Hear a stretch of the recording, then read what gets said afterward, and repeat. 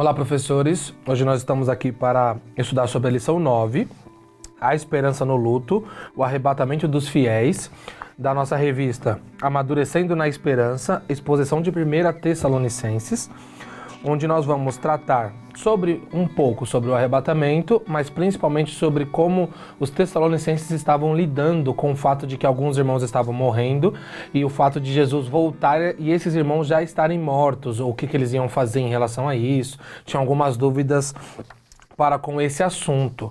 O texto bíblico é 1 Tessalonicenses 4, do 13 ao 18. Nós vamos ter aqui 4 tópicos nessa nossa lição. Primeiro, o medo dos tessalonicenses. Segundo, crença é primordial. Terceiro, imparcialidade total.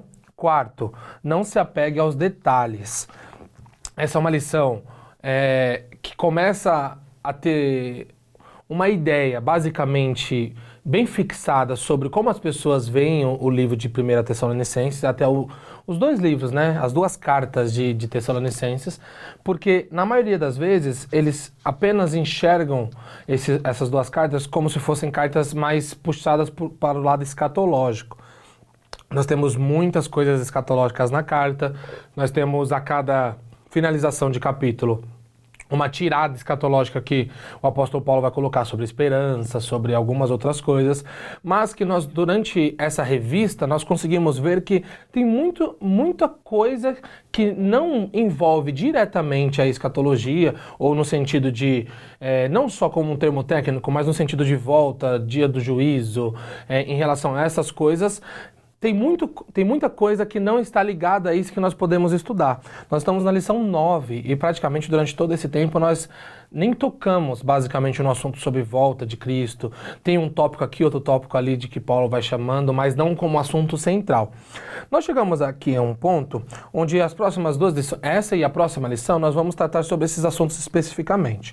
Mas antes, era bom a gente já ter isso em mente. Já que nós estamos na lição 9 da nossa revista e apenas sobre a primeira carta de Tessalonicenses, nós temos sim uma ideia de que pode e é verdade de que a carta tem muito mais a nos entregar do que apenas a volta de Cristo, o encontro com Cristo, o dia do juízo final. Então, a carta tem muito mais a nos entregar do que isso. Mas entrando um pouco nesse assunto, logo de cara nós precisamos deixar algumas coisas aqui de lado.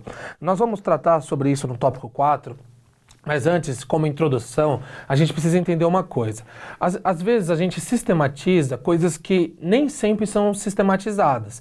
Então pense, nós olhamos para essa carta de Tessalonicenses e nós já pensamos a partir disso. Nós precisamos agora sistematizar arrebatamento, o que Paulo fala, quais são as trombetas, o que ele quer dizer. Então nós vamos fazendo essa exegese separada de cada coisa, mas nós acabamos esquecendo o que o apóstolo queria dizer com aquilo. Então, para separar logo no início da aula, nós precisamos deixar uma coisa bem clara. O apóstolo não estava preocupado em explicar tudo para a igreja. O apóstolo estava preocupado em consolar a igreja. Nós vamos ver melhor isso no tópico 4, mas a gente tem que ter esse norte para a gente ir seguindo a nossa aula. Ele não estava preocupado diretamente em eu preciso sanar todas as dúvidas em relação a qual trombeta vai ser, quando que vai ser essa trombeta, como que vai acontecer, como que Cristo vai estar, que roupa que ele vai estar, quanto tempo vai demorar para ele descer. Não, essas não são as questões do apóstolo. A questão do apóstolo principal é fazer com que aquele povo seja consolado, que aquela igreja continue com a sua esperança. Ok? Então a gente precisa fazer isso como uma coisa mais introdutória para nós conseguirmos avançar, entendendo que nós não vamos vir nessa aula e nem na próxima aula trazendo conceitos escatológicos, trazendo visões diferentes de vários comentaristas sobre escatologia, trazendo metodologias teológicas de como nós podemos ler cada texto de visões diferentes. Não, nós não vamos trazer isso. Nós vamos vir para um texto bíblico, expor esse texto bíblico durante os tópicos, e dentro desse texto bíblico nós vamos entender que Paulo está tentando consolar aquela igreja. E por isso que é o tema, a esperança no luto. Pelo fato de que Paulo está tentando reacender ou colocar ainda mais brasa na esperança que os tessalonicenses já tinham. Então, para título introdutório, é importante a gente saber disso daqui. No tópico 1, o primeiro tópico vai dizer assim, o medo dos tessalonicenses. Qual que é o medo que os tessalonicenses tinham? Os tessalonicenses viam pessoas morrendo durante perseguições, durante morte por motivos da vida mesmo, como doenças, como qualquer tipo de coisas que poderia causar a morte para eles, mas eles tinham a ideia de que Cristo já viria, e pelo fato de Cristo já vir, essas pessoas que morreram perderiam, ou eles tinham uma dúvida, o que aconteceria com essas pessoas que já morreram antes de Cristo voltar? A principal dúvida está aí no tópico de vocês, em relação aos que morreram, quando Jesus voltasse, os que ainda estivessem vivos, teriam alguma vantagem sobre os mortos? Então, morreram alguns antes, Jesus voltaria e alguns estariam vivos. E teria alguma vantagem entre um e outro? Então, a dúvida que eles vão ter é que eles precisavam entender isso para eles não agirem com desesperança por aqueles que já morreram. No contexto ali da época, os pagãos, eles pouco se importavam com quem morria. A ideia de eternidade não é uma ideia muito bem trabalhada em todas as religiões, não é bem trabalhada em todas as visões. Então, para a igreja, era primordial que a esperança fosse viva, porque isso faria sentido com que eles passassem, ou que eles ainda iriam passar. E no caso dos gentios, no caso de outras religiões, no caso de outros povos, isso não era verdade. Eles não tinham essa ideia, essa certeza em relação a uma eternidade, uma vida após a morte. Então, para eles, eles reagiam ao luto com desesperança. Eles reagiam ao luto com total desesperança, como se findou realmente tudo. E o medo de Paulo é que a igreja não tratasse as pessoas que morreram ou as situações onde haviam mortes dentro daquela igreja com desesperança, porque desesperança está totalmente contraditória com a ideia de esperança que nós temos no Evangelho. Então Paulo ele estava preocupado com a falta de informação e com as ideias que aquelas pessoas estavam tendo da igreja, que eles acabassem por algum motivo agindo ou pensando ou tendo pensamentos totalmente distorcidos do que é o cristianismo, baseado em como as pessoas de sua época reagiam quando as pessoas morriam, quando seus irmãos morriam, quando seus familiares morriam, com total desesperança. E Paulo tinha esse medo. Ele não queria que essa desesperança estivesse ligada a irmãos que acreditaram em Cristo, acreditaram na sua ressurreição, acreditaram que ele voltaria e reduzir isso a desesperança por alguém que morreu e que não verá Cristo, ou ainda ter um sentimento de superioridade porque ainda está vivo e pode encontrar Jesus vivo, não era uma coisa saudável para a igreja. Por isso que Paulo se preocupa com esse tema a ponto de escrever a eles. Então, nesse primeiro tópico, era a principal coisa, esse medo, era em relação a como serão eles que morreram para quando Jesus voltar, e além desse medo tinha a ideia de nós temos vantagem, nós que estamos vivos em relação a eles. E Paulo vai trazer uma resposta muito importante, e a gente pode pegar essa resposta e trazer de uma maneira totalmente legal para como a gente vê a vida como um todo. No segundo tópico, crença primordial, Paulo vai colocar a fé, principalmente, como o elo que vai responder essas coisas. Ele vai colocar assim: se cremos que Jesus morreu e ressurgiu, essa é a primeira parte, a parte A do versículo 14. Ele coloca uma condição, antes de ele começar a explicar. Ele coloca assim, bom, vamos lá. Vocês estão falando de alguns que já morreram, outros que ainda estão vivos, estão com dúvidas em relação à volta de Cristo, vocês estão tratando alguns assuntos com certo desdém, porque alguns já morreram, outros não, vocês estão cheios de dúvidas, estão às vezes com desesperança, tá com a esperança abalada. Mas antes de eu falar alguma coisa para vocês, eu preciso entender, vocês creram em Jesus? Isso é um ponto central para Paulo. Isso é um ponto central para nós. Porque pensa, professores, do que vale toda a nossa fé? Do que vale tudo que a gente acredita? Do que vale todos os dogmas que a gente pode seguir de uma igreja, todos os costumes, todas as doutrinas, se a gente não creu em um Cristo morto e ressurreto? Se a nossa fé, se a base do cristianismo, ela ainda e continua sendo, e sempre será se nós não mudarmos ela, como alguns já tentaram fazer, a fé, então não vai fazer sentido. Porque pensem, eu não sou adepto à ideia de uma fé burra, desculpa o termo, mas eu não sou adepto de uma fé ignorante, Muito pelo contrário, eu vejo pessoas tratando a fé e a razão como se fossem coisas totalmente distintas. Tem uma frase aí do Jonas Madureira que diz assim, ó: a razão não precisa morrer, só precisa dobrar os joelhos. A razão que se sujeita a Deus não deve se envergonhar de sua sujeição, nem se inferiorizar pelo fato de reconhecer a sua dependência da revelação, no caso a palavra de Deus. Então nós estamos cada dia mais, e isso foi um movimento que foi feito, e ainda nós estamos numa era que tudo é polarizado, ou a gente é racional demais, ou a gente tem fé demais, e uma fé às vezes ignorante, mas uma razão que não tem fé. E o que a gente precisa entender é que um não precisa andar separado do outro. Elas podem ser os dois lados de uma mesma moeda, as duas asas de um mesmo passarinho, só que a gente precisa entender que em algum momento a razão tem que se ajoelhar. Porque ainda a base da nossa fé, a base da nossa crença é a fé em Jesus Cristo. A base dos nossos pensamentos, da maneira como nós vivemos esse cristianismo, continua sendo a fé. Então, é pela fé que nós entendemos, principalmente, de que nós não temos respostas para tudo.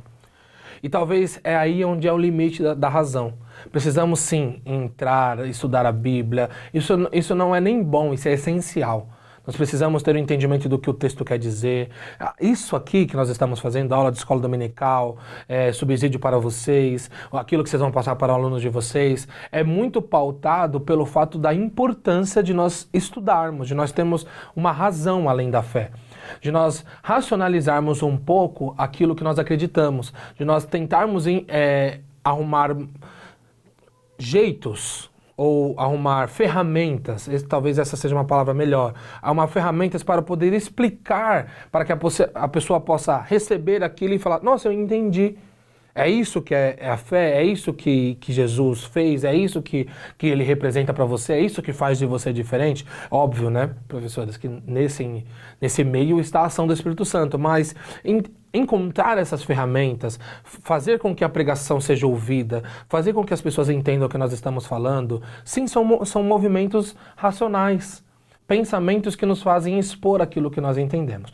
Por que esse ponto é importante para a resposta de Paulo? Porque ele está dizendo assim, se cremos que Jesus morreu, esse se cremos, eu entendo que vocês têm as suas dúvidas. Eu entendo que vocês pensam muito sobre isso. Eu entendo que vocês discutem entre vocês o que vai acontecer quando Jesus voltar. Mas, mesmo que a razão seja muito importante, deixando claro, mais uma vez, professor, que ela é extremamente importante, o ponto central ainda, você crê? E é isso que Paulo estava perguntando para Tessalônica. Ou ele estava fazendo uma ideia de psicologia no sentido de, tá bom, eu estou falando para os que crê. Se cremos, eu estou fazendo uma pressuposição de que nós cremos. Se cremos que Jesus morreu e ressurgiu, cremos também que Deus trará, mediante Jesus e juntamente com ele, aqueles que nele dormiram. Então, olha o ponto. Se cremos que Jesus morreu, então fé é primordial para responder todas essas questões. Nós vamos ainda ver no ponto 4 o quanto não é importante a gente ter muitos detalhes, mas tudo bem. Mas antes disso tudo bem, a fé ela vai me ajudar a responder ou me ajudar a aceitar determinadas questões. E mesmo assim, ela me ajudando, ele vai colocar essa condição. Se você crê que Jesus morreu e ressurgiu, vamos crer também que ele vai trazer com ele juntamente aqueles que nele dormiram. Então ele está peraí, vocês estão preocupados com os que morreram? Mas se vocês realmente crê que ele também morreu, mas que ele também ressurgiu, aqueles que morreram, aqueles que não estavam, aqueles que estão causando medo em vocês, aqueles que podem ter causado em vocês determinada desesperança, mas se você crê que o seu Cristo morreu e também ressurgiu, você também pode acreditar e tem que acreditar que ele trará com ele aqueles que morreram, porque eles também ressurgirão. Então, olha, é muito profundo o que Paulo está dizendo. Paulo ele não está dando detalhes, tá? Paulo está dizendo assim, olha, eu estou fazendo um exercício para a sua fé. Eu estou reacendendo essa esperança. Você precisa ter esperança porque o seu Cristo também morreu. O seu Deus que foi crucificado também morreu. Então, se ele morreu, mas ele também ressuscitou, e nós cremos que ele morreu e ressuscitou, nós também cremos automaticamente que os que morreram ressuscitarão com ele. Percebe que Paulo não está preocupado em dar muitos detalhes sobre essa ressurreição, por mais que depois ele vai dar alguns. Mas ele está tentando dizer, olha, isso não é importante vocês estarem tão se perguntando, tão questionando, às vezes tão tristes pelo fato de perder a sua esperança de alguns que já morreram, sendo em perseguição, seja por coisas da vida. Isso não é o mais importante. A esperança, naquela época, era uma coisa, como a gente falou no primeiro tópico, que não existia. Teócrito vai escrever assim, a esperança para aqueles que estão vivos, mas para os que morreram, estão sem esperança. Então, olha como o mundo tratava. Olha como a sociedade tratava. Olha como as pessoas tratavam quando alguém morria. E ele está dizendo, não, vocês creem? Porque eu acredito que vocês creram em Jesus. Se vocês creram na morte de Jesus, nós acreditamos, nós temos certeza, nós temos convicção de que vocês também, em uma escala totalmente importante para a sua fé, precisam acreditar que ele também vai ressurgir ou ressurgirá as pessoas que morreram junto com ele. Isso é muito importante para esse tópico. Só podemos crer que ressuscitaremos se acreditarmos que Cristo ressuscitou. Isso precisa estar na nossa mente, é isso que Paulo queria que estivesse na mente dos Tessalonicenses. Vocês creem que Cristo morreu e ressuscitou? Então vocês precisam acreditar que aqueles que morreram também vão ressuscitar. Paulo está dizendo, não fiquem entristecidos, não fiquem desesperançosos, não precisa disso. Se vocês creem que Cristo ressuscitou, creem que os seus irmãos também ressuscitarão. Então ele está deixando muito claro, só podemos crer que ressuscitaremos se acreditamos que Cristo ressuscitou. Como ele mesmo diz em 1 Coríntios, se não há ressurreição dos mortos, então nem mesmo Cristo ressuscitou, e se Cristo não ressuscitou, é inútil que a nossa pregação, como também é inútil a fé de vocês. Então, é muito importante acreditar que Cristo ressuscitou para acreditar que há esperança depois da vida, que há esperança depois dessa vida efêmera, dessa finitude que nós temos aqui. Então, para acreditarmos e para Tessalonicenses acreditar que Cristo, que os irmãos ressuscitariam, eles precisavam acreditar que Cristo ressuscitou antes. No terceiro tópico, imparcialidade total, é um tópico assim um pouco simples, mas para a gente pensar um pouco sobre isso, que Paulo ele vem trazendo esse medo na resposta dele em relação aos que já morreram. Agora que ele já respondeu sobre o medo que eles tinham de alguns terem morrido antes, ele vai responder o fato de eles acharem que os que estavam vivos teriam alguma vantagem, ou até uma dúvida apenas, né? Não vamos colocar que eles achavam isso, mas que eles poderiam ter algum tipo de vantagem por estarem vivos. Paulo, primeiro, como a gente viu no tópico anterior, ele diz assim, bom, se vocês creem que Jesus ressuscitou, vocês precisam acreditar que os seus irmãos também ressuscitarão. Então ali ele tratou de uma maneira simples e objetiva, em apenas um versículo, basicamente, ele trata ele dá uma resposta direta que é preciso ter fé, preciso ter esperança. Essa lição está falando muito sobre esperança, porque envolve coisas que ainda há de vir. E a revista vai tratar muito sobre esperança, porque Paulo está sempre tratando os problemas da igreja com uma pegada no sentido de, olha, eu preciso deixar a esperança deles acesa, porque é apenas assim que a igreja vai continuar de pé, a igreja vai continuar avançando. E depois de responder essa primeira questão, porque não sei se vocês lembram, professores, que eram duas questões, então, primeiro, os que morreram primeiro, como que vai ser? Ressuscitarão, não ressuscitarão? Estavam muito tristes por isso. E segundo, os que ficaram vivos, têm alguma vantagem? E esse segundo tópico, imparcialidade total, Paulo vai nos mostrar que não tem nenhum tipo de vantagem. Se a pergunta é, como ficarão vivos e mortos? Paulo deixa claro no versículo 15 e 16.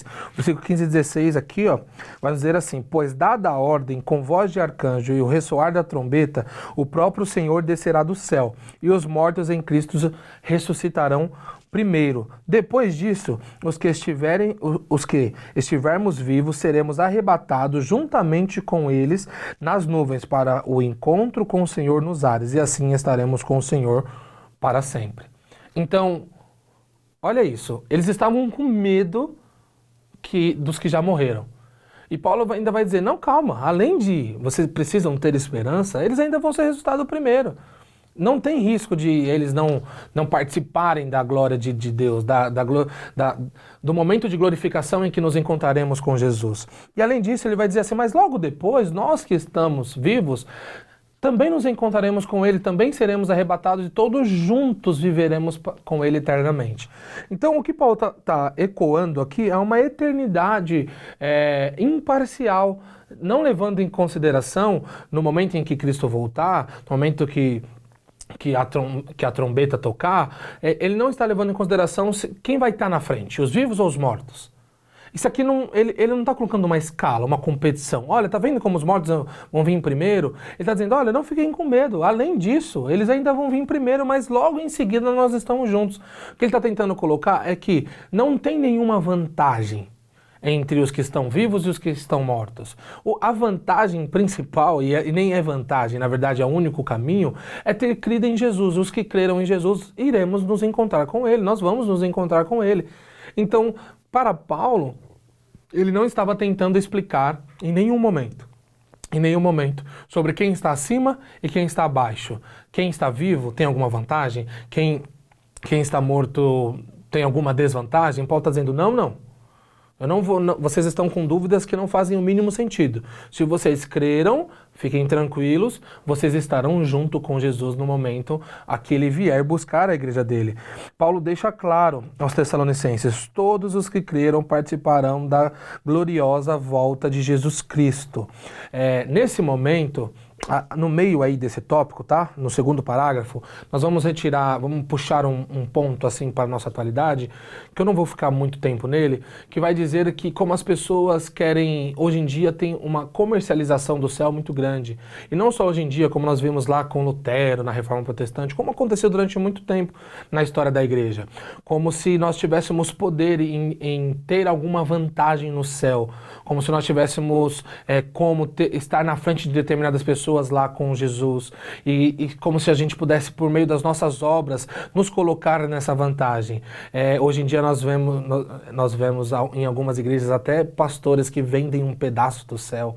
Nós vimos na época de Lutero, não só na época de Lutero, né, mas que ele ficou mais marcado, mas pessoas dizendo, se você pagar tanto, eu tiro pessoa de tal lugar e coloco em tal lugar, eu tiro do purgatório e coloco no céu, se você pagar tanto os pecados de tal pessoa... Então, nós viemos sendo influenciados e até atacados pelo mundo porque nós tratamos o céu e a salvação de uma maneira muito errônea e acabou com que a maneira como essa igreja foi tratando de uma maneira muito complicada fez com que as pessoas olhassem meio que de lado. E Paulo, ele vai deixar muito claro isso. Não existe primeiro, segundo, não existe essa ideia de que eu posso ter mais do que você. Não, isso não existe. O encontro com Cristo é apenas para aqueles que creem e essa é a única chave para se encontrar com Cristo. Essa é a única maneira para se encontrar com Cristo. Não existe uma outra maneira. Não importa se você já morreu, não importa se você está vivo. Se você está vivo, está crendo nele e seguindo os seus preceitos, se encontrará com Cristo. Se você morreu crendo nele e seguindo os seus preceitos, você se encontrará com Cristo. E não importa em qual das duas escalas você está, não importa qual das duas classes você está, crendo em Cristo, você se encontrará com ele. Então a imparcialidade, que é o tema do terceiro tópico, ela é total. Não existe uma distinção. Se não existe uma ideia nem de morto e vivo, muito menos de cor de pele, de lugar, de localidade, de cultura, nada. A única coisa que vai determinar se você vai estar com Cristo ou não é a fé nele. crendo em Cristo, se encontrará com ele. Então Paulo deixa isso muito bem claro no versículo 15 e no versículo 16. Os que ficarmos até a vinda do Senhor, certamente não procederemos os que dormem, pois dada a voz do arcanjo, o próprio Senhor descerá do céu, e os mortos e os vivos os encontrarão e passarão com ele toda a eternidade. Então, respondendo às perguntas, antes de nós trazermos uma coisa legal pra gente nos nossos dias, não precisam se preocupar, não precisam ficar tristes, não precisam ficar desesperançosos com os que já morreram. Se vocês creem que Jesus ressuscitou, vocês precisam crer que eles também ressuscitarão. E também os que estão vivos, vocês não têm nenhuma vantagem. A imparcialidade no momento em que Cristo voltar é que mortos e vivos juntos com aqueles que todos juntos, os que creram em seu nome, estarão junto com ele, tá? Então, nesse caso, dessa circunstância específica, dessas discussões ou dessas dúvidas que a igreja de Tessalônica está tratando, Paulo ele responde de uma maneira muito simples. Paulo ele responde de uma maneira que ele não está preocupado em dizer qual arcanjo, ele não está preocupado em dizer outras coisas, mas vamos ver isso agora nesse tópico 4. Esse tópico 4 vai dizer assim: não se apegue aos detalhes. Eu falei com vocês no início, na introdução, para a gente ter um norte para seguir, mas é muito importante esse tópico para a gente, como igreja, tá? E para a gente como cidadão, como indivíduo, como pessoas que estão como seres viventes nesse mundo social, que estamos socialmente enraizados em muitas culturas, às vezes, muitos lugares, muitas pessoas que pensam diferente.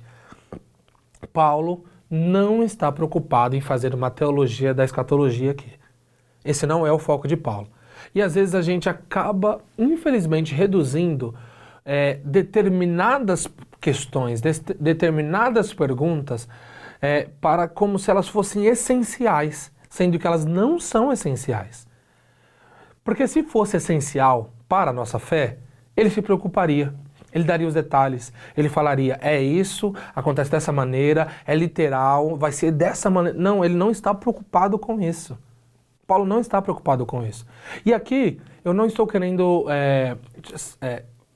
levar para um lado que a nossa igreja, aqui a Assembleia de Deus, o Ministério de Santo André pensa, ou que outra igreja pensa. Não, muito pelo contrário, eu estou tentando tirar desses dois lados. E colocar assim, mesmo que elas possam ser discordantes nesse pensamento, do que importa? Porque pensem, do que importa o arcanjo que vai tocar a trombeta? Do que importa, de verdade, a roupa específica que Jesus vai estar? Do que importa se nós encontraremos nas nuvens, se isso é literal, se isso é simbólico, se a gente vai voar, se a gente não vai voar, se isso é uma coisa da mente, se isso é uma coisa literal, que nós vamos realmente flutuar até encontrar... Mas do que importa?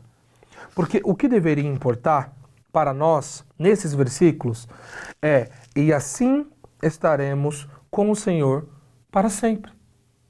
É isso que deveria importar para nós. Nós estamos colocando, às vezes, importância no que não é tão importante. É legal estudar, é legal você tentar entender o texto, é legal você tentar encontrar respostas, é legal, é bom, mas isso não pode moldar o que é o principal. E qual é o principal? Nos prepararmos para estar nesse momento. Eu tinha um professor aqui do nosso ministério, tem uma escola de teologia aqui, que ele dizia assim, como vai ser, eu não sei, mas eu quero estar lá. E isso é importante. Por que isso tem que ser tão importante para a gente no sentido de perguntas e respostas? Por que nós temos que tratar a Bíblia como se fosse uma prova, de onde tem uma pergunta e precisa ter uma resposta, senão a gente é reprovado? Não funciona assim. Então, professores, às vezes a gente está discordando de determinadas coisas e acabamos com muitas relações por causa de discordâncias que não são essenciais para a nossa fé. Então pensa, o importante, e Paulo ainda vai colocar, isso eu colocando para nós, tá? O importante é que nós o importante é que nós compreendermos que o legal é estar lá e não saber como vai ser o tom da voz do arcanjo. Então, o legal é estar com Cristo, não saber se a gente vai voar ou se a gente não vai voar. Então, o importante, o primordial, é seguirmos os preceitos que a palavra de Deus nos propõe, é seguir os preceitos que Jesus falou, é conseguir ter uma comunhão, uma intimidade com Cristo. Pouco importa pra gente qual vai ser a voz do arcanjo. E se Paulo estava sendo simbólico ou se estava sendo literal? O que importa para nós é estarmos nesses lugares. Mas para Paulo, ele ainda vai colocar um ponto que era importante para aquele contexto, para aquela época. Ele vai colocar assim no versículo 18. É muito legal ver isso. Ó. Os versículos 16 e 17 são constantemente alvos de debates acirrados. Uns dizem que as afirmações de Paulo são literais, outros dizem que se trata de uma linguagem figurada. O que esquecem é de ler o verso 18. Consolem-se uns com os outros com essas palavras. Agora pense, professores. Paulo ele escreve essas coisas para eles. E ele não está preocupado em fazer uma super explicação, minuciosamente do que ele está dizendo. Ele apenas coloca no final, olha, vocês vão se encontrar com ele, não fiquem entristecidos pelos que morreram, eles vão ressuscitar e consolem-se com essas palavras. Percebe como que Paulo vai tratar esse assunto? Paulo ele não está preocupado em dar essas respostas totalmente acadêmicas para aquelas pessoas. Não, ele está preocupado em que eles se consolem, que a esperança deles continue acesa. Ela precisa continuar acesa, como a nossa, professores, precisa continuar acesa. A nossa esperança, às vezes, ela é abatida por alguém que a gente perdeu. Às vezes é abatida, pelo que a gente pensa de ser uma demora da volta de Cristo. Ela é abatida por muitas coisas, por muitas circunstâncias. Mas o ponto central que Paulo está dizendo é, pegue essas palavras, que vocês vão ressuscitar se morrer. Se você estiver vivo, vocês também vão encontrar Cristo. Que o que importa é vocês crerem em Jesus Cristo e se consolem com elas. Era isso o contexto daquela igreja de Tessalônica. E o contexto para a gente primordial é que, e esse para mim resume muito o que a gente está dizendo, e assim estaremos com o Senhor para sempre. Então para nós é que nós para sempre estaremos com o Senhor. Para a igreja de Tessalônica, os Tessalonicenses, além disso, era que eles precisavam se consolar naquele momento. Estavam com muitas dúvidas, estavam com muitas questões, mas era extremamente importante nós colocarmos a nossa esperança como primordial da nossa fé. Olha, pensem bem. Não adianta tentar explicar como é uma cor vermelha para um cego, por mais que formos bem engenhosos. Nenhuma explicação se compara ao próprio cego enxergar. Então, tudo o que Paulo falasse é como se a gente ainda fosse um cego ele tentando explicar o que é a cor vermelha. Ele poderia tentar juntar tons, tentar apelar para o imaginário deles, fazer eles pensarem em alguma coisa, mas ainda nada era comparado quando eles mesmos enxergassem aquilo, quando eles mesmos participassem daquilo que estava por vir. Então não eram importantes os detalhes, porque eles ainda não entenderiam completamente. Então o importante era se consolar e entender que eles viveriam eternamente com Cristo. Não podemos confundir as coisas. Não é porque um amigo discorda de nós que ele deixa de ser nosso amigo. Quantos ministérios a gente já viu se separar porque discordaram teologicamente de coisas mínimas? Claro, vamos separar aqui. Heresia é heresia. Heresia tem que ser combatida. Agora, por nuances da fé, por perguntas que nem a Bíblia está preocupada em responder, em ministérios que são separados, pastores auxiliares que são separados, amigos que não se falam mais, por besteira, por coisa que não é importante. Porque eles querem saber qual é o arcanjo. Porque eles querem saber se Jesus vai descer num cavalo branco ou se ele vai descer num cavalo branco polar ou num cavalo branco. Meu Deus, até quando, professores, a gente vai perder o que é importante para nós com coisas tão mínimas, com coisas tão supérfluas, com coisas tão efêmeras, tão passageiras. Isso não deveria ser importante para nós. O importante é que nós ainda passaremos toda a eternidade se cremos com Ele, naquele que é o objeto da nossa fé. Se cremos nele, passaremos a eternidade com Ele. E é isso que Paulo está querendo trazer. Então, dentro desse assunto, para concluir, aqui a conclusão nossa vai dizer, é por isso que quando vamos a um velório de um irmão em Cristo, há lágrimas, mas também há louvores e palavras de conforto, pois a nossa existência não termina aqui. Isso precisa estar na nossa cabeça. Isso precisa estar na nossa mente. Pensem, professores, você provavelmente já foi em um velório. Olha a diferença do velório do crente para um outro velório que a gente possa ir. Porque ali há tristeza, lágrimas. Perdemos alguém que nós gostamos, que nós amamos, que era importante para nós. Mas também há louvores, há palavras de conforto. Porque nós temos a certeza que a nossa existência não finda aqui. E que Paulo está dizendo confortem-se. Creem que vocês ressuscitarão. Creem que se todos morrerem dessa igreja, toda essa geração morrer, como aconteceu, quando Cristo voltar, vocês ressuscitarão e estarão junto com Ele. Então, o importante para nós, e isso tem que ser aplicado à nossa vida, professores, é que os detalhes não são tão importantes quanto as pessoas pensam que são. Perguntas, detalhes, minúcias, não têm o peso de saber que se cremos, passaremos a eternidade junto com Ele. Uma frase de C.S. Lewis vai dizer assim: tudo que não é eterno é eternamente inútil. Se nós vamos ver um versículo de 2 Coríntios, ele vai colocar assim: fixem seus olhos nas coisas que não se veem e não nas que se veem, porque aquilo que se vê é passageiro, mas aquilo que não se vê é eterno. Então, é isso que Paulo está passando para aquela igreja. Ele não tá respondendo questões de uma prova. Ele está consolando a igreja. Nós precisamos olhar esse tema não como a nossa prova acadêmica sobre o que é escatologia, mas dentro dos preceitos que Paulo falou para Tessalônica, trazer para nós, nos consolar com as palavras, ter esperança, manter viva a nossa esperança, manter vivo aquilo que é importante para nós. Tem um pedaço de um hino do Leonardo Gonçalves que diz assim: sou estrangeiro, mas compreendo que o eterno lar começa no momento em que vivo para te encontrar. Então, entender que estamos vivendo com essa esperança de encontrar Cristo faz com que nós comecemos aqui já a participar da maravilhosa graça que é estar com Ele. Porque na comunhão, na intimidade, no momento onde nós conversamos, oramos, é o momento onde essas coisas se tornam importantes para nós.